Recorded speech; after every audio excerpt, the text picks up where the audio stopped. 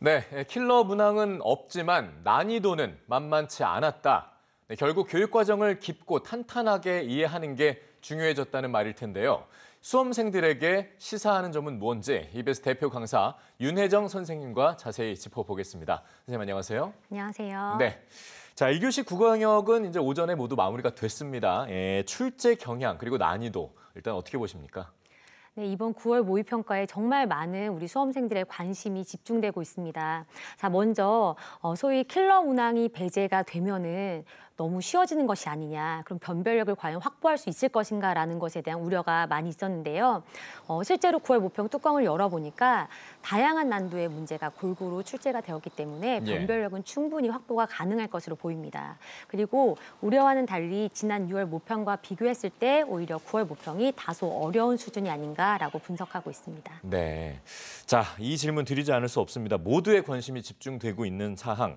교육당국이 이제 수능 시험에서 킬러 문항을 배제하겠다, 없애겠다 했는데 실제 평가에 이렇게 반영이 됐는지 궁금하거든요. 일단 단적으로 말씀을 드리면 킬러 문항 배제는 잘 적용이 된 것 같습니다. 자, 그런데 이제 킬러 문항에 대해서 오해를 할 수가 있는데 그냥 가장 많은 학생들이 틀리는 제일 어려운 문제가 킬러 문항이 아니거든요. 킬러 문항은 우리 학생들이 공교육 과정에서 배울 수 있는 것보다 더 많은, 보다 많은 배경 지식을 가진 학생들이 유리하게 풀 수 있는 문제, 또 뭔가 단순하고 반복되는 스킬을 훈련한 학생들이 조금 더 쉽게 풀 수 있는 문제, 그런 문제들을 우리가 킬러 문항이라 할 수 있는데요. 네. 이번 9월 모평을 봤을 때는요, 그런 문항들보다는 지문에 있는 핵심 개념을 이해하고 작품을 정확하게 이해하고 또 긴 선지의 내용을 그 정오를 정확하게 판단할 수 있는 학생들이 정답을 잘 찾아낼 수 있는 그런 문제들이 대부분 출제가 되었습니다. 네, 한마디로 이 킬러 문항의 기준 정의를 좀 다시 한번 생각해 봐야 된다라는 말씀이신데, 자, 이번 평가에서 주목할 만한 유형이라든가 그런 문제는 어떤 게 있었습니까?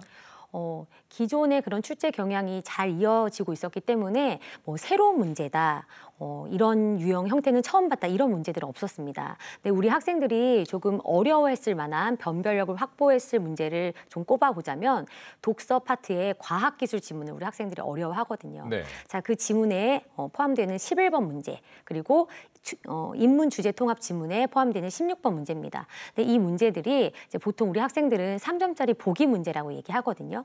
지문 속에 있는 주요 개념, 특히 과학 지문에서는 원리 방법을 제대로 이해하고 인문 지문에서는 그 사람들, 인물들의 관점 주장을 잘 파악했다면은 새롭게 보기로 제시되는 그런 구체적인 사례에 적용하는 그런 문제입니다. 자, 그리고 문학에서는 27번 문제였는데요. 우리 학생들 평상시에도 유사와 대립의 개념을 충분히 공부를 했을 테지만 사실은 개념을 아는 것에 그치지 않고 실제 문학 작품에다가 적용을 하고 그리고 선지의 그 정확성을 그 학생들이 잘 판단해야지만 풀 수 있는 문제였습니다. 그래서 이런 문제들이 우리 학생들이 좀 어려워하지 않았을까라는 생각을 해봅니다. 네, 하지만 낯선 문제는 아니라는 점을 또 네. 밝혀주셨고요. 연계 체감률 같은 경우는 51%가 넘었다라고 앞선 보도에서 봤고, 자, 이런 분석 결과들을 종합적으로 봤을 때 이제 수험생들이 남은 기간 어떤 부분에 중점을 두고 좀 준비를 하는 게 효율적일까요? 네, 우리 학생들 이제 71일 남았는데 당부하고 싶은 것은 킬러 문항 배제다라고 해서 무조건 쉬운 수능은 아니라는 것을 꼭 명심했으면 좋겠습니다. 네. 연계 체감도가 높아질 것이기 때문에 이번 9월 모평이 보여줬듯이 지문의 난도는 기존보다는 좀 낮지 않을까라고 생각을 해봅니다. 그렇지만 이 문제를 분석했을 때 선지들 하나하나 판단하는 것이 쉽지 않았습니다. 그래서 어렵지는 않지만 시간이 많이 걸리는 문제들이 꽤 있었거든요. 네. 그래서 우리 학생들이 남은 시간 동안에는 선지 하나하나, 특히 긴 선지를 의미 단위로 잘라가면서 그 부분의 정확성을 제대로 판단하는 연습을 꼼꼼히 했으면 좋겠다고 당부하고 싶습니다. 네, 알겠습니다. 윤혜정 선생님 오늘 말씀 잘 들었습니다. 고맙습니다.